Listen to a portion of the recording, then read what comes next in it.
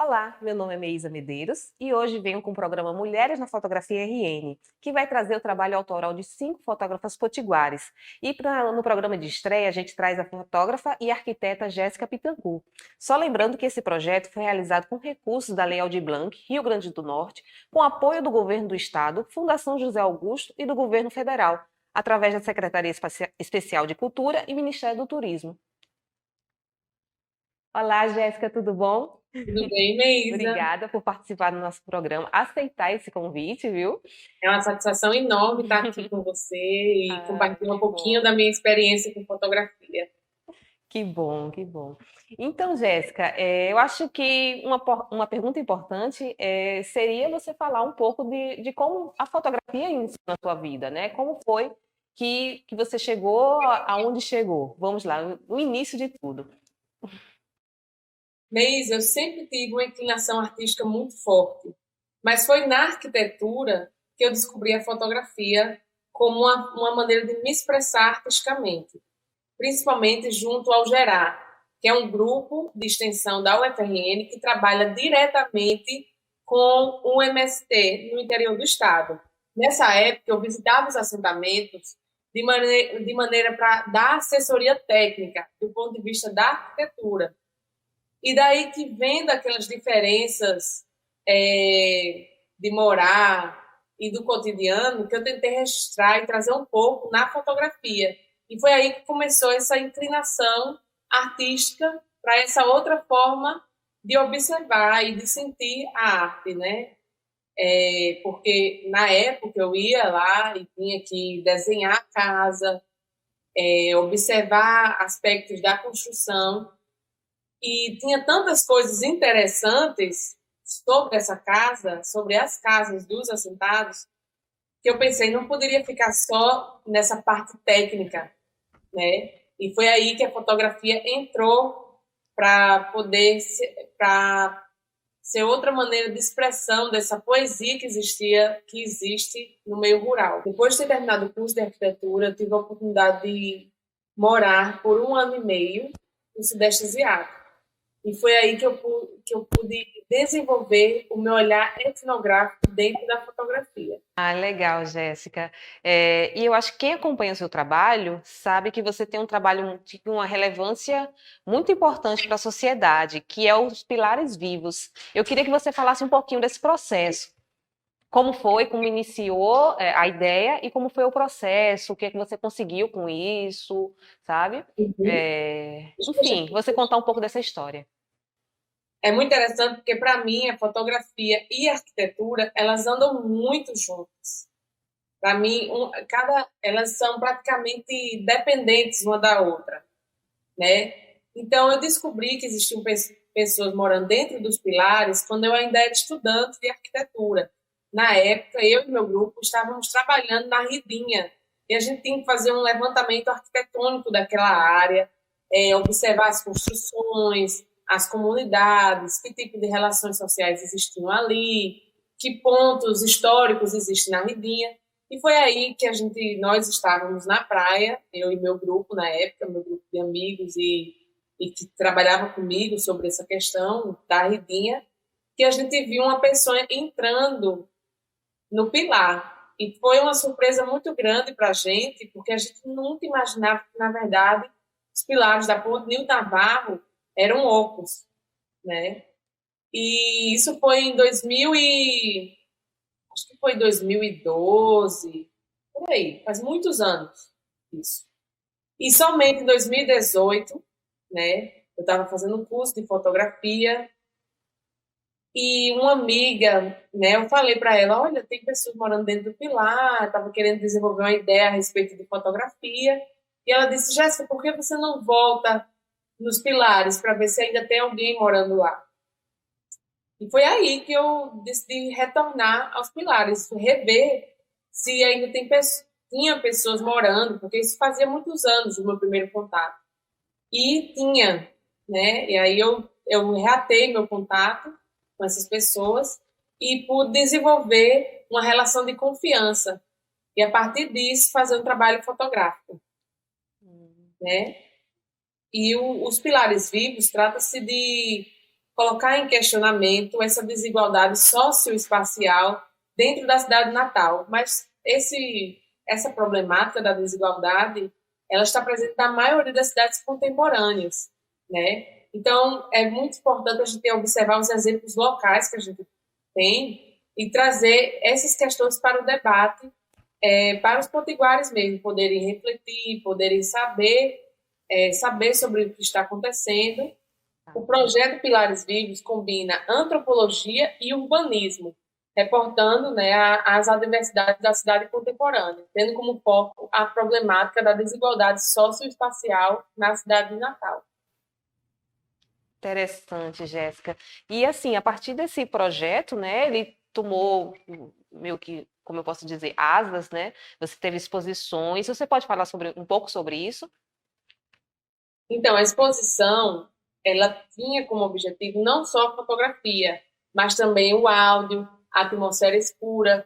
Eu tentei ao máximo aproximar a sensação de estar dentro do pilar para quem estava visitando a exposição.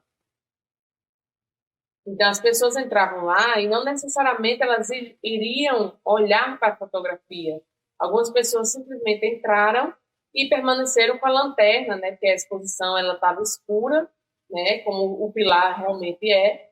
E as pessoas, teve gente que entrou e viu as fotos, né? Com a lanterna, mas teve gente que preferiu simplesmente só sentir e se atentar aos áudios que estava passando o tempo todo, dos depoimentos das pessoas que moram lá dentro, né?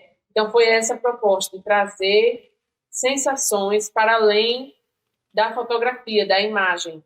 E lembrando que Jéssica está na primeira temporada da nossa websérie Autorretrato, né? E agora conseguimos um livro através dessa websérie. E esse projeto de Pilares Vivos está presente no livro, né, Jéssica? É.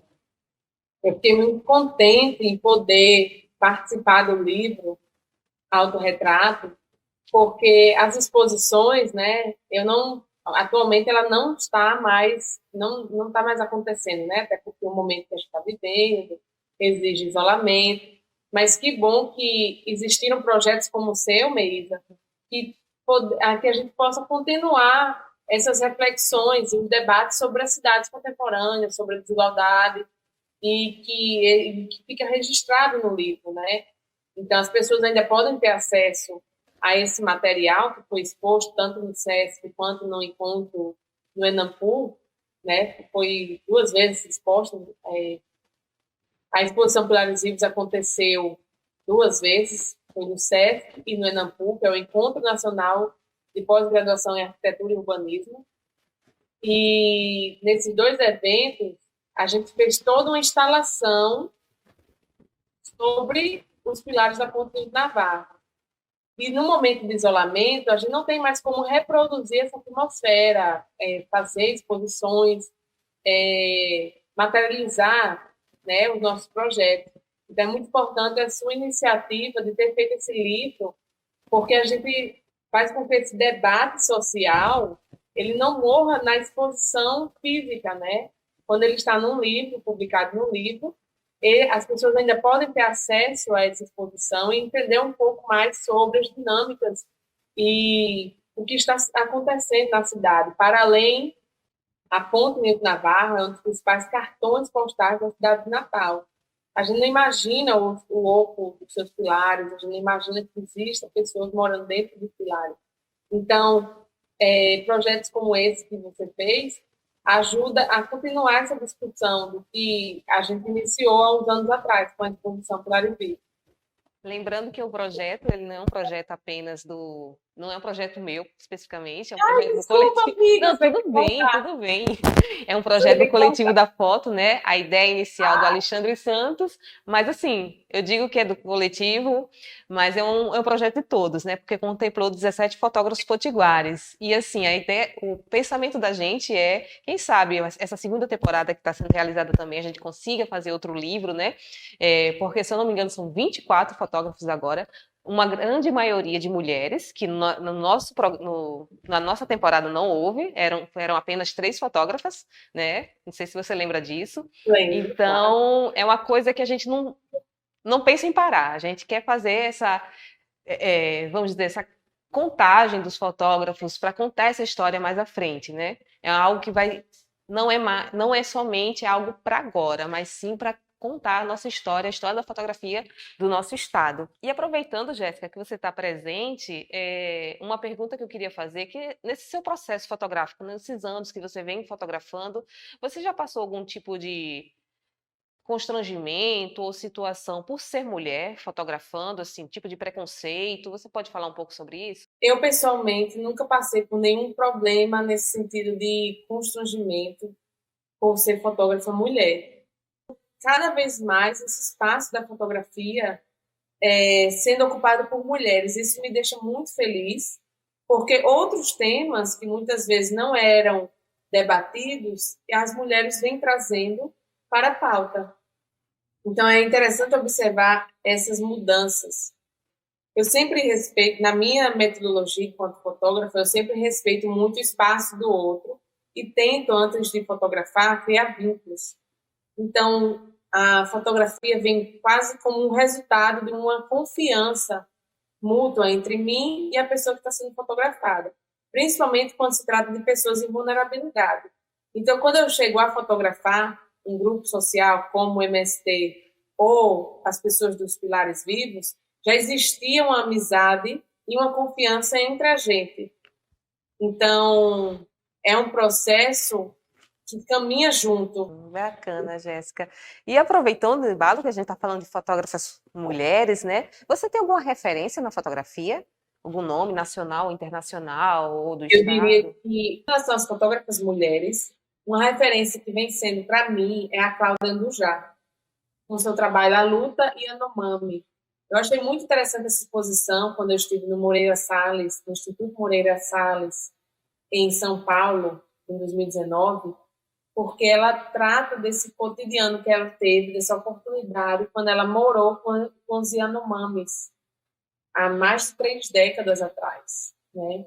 Então ela traz não só as fotografias das vivências dela, né, dos rituais que ela participou, do cotidiano e desse modo de vida na floresta, ela também traz, por exemplo, desenhos. Eu achei muito interessante como ela contextualizou as obras, Ah, no como caso você tem um livro dela aí, né, Jéssica? eu tenho esse livro dela, né? Olha Mostra só, a capa. olha aqui a capa. Massa. É um livro bastante sensível e traz outras referências, né? E um pouco mais da experiência dela com os Yanomamis, né? Então, é muito interessante isso. Show de bola. A Cláudia é maravilhosa. A Cláudia é maravilhosa mesmo. Jéssica, e aproveitando essa questão de referência, de fotógrafos que a gente se espelha, a gente tem que pensar também que um dia outras pessoas podem se espelhar nos nossos trabalhos, né? O que você diria para as mulheres que estão iniciando na fotografia, ou então até as que estão pensando em desistir por uma série de dificuldades? Você teria alguma mensagem para passar para essas mulheres? Eu diria, primeiramente, que não desista, né? Eu sei que é difícil, nesse momento de pandemia, a gente fotografar e colocar essa arte em prática, né? Mas a gente pode fazer várias coisas dentro de casa e fotografar momentos, espaços, percepções, sensações. Se não puder fazer isso dentro de casa, faça, por exemplo, na sua vizinhança, nesse momento de pandemia.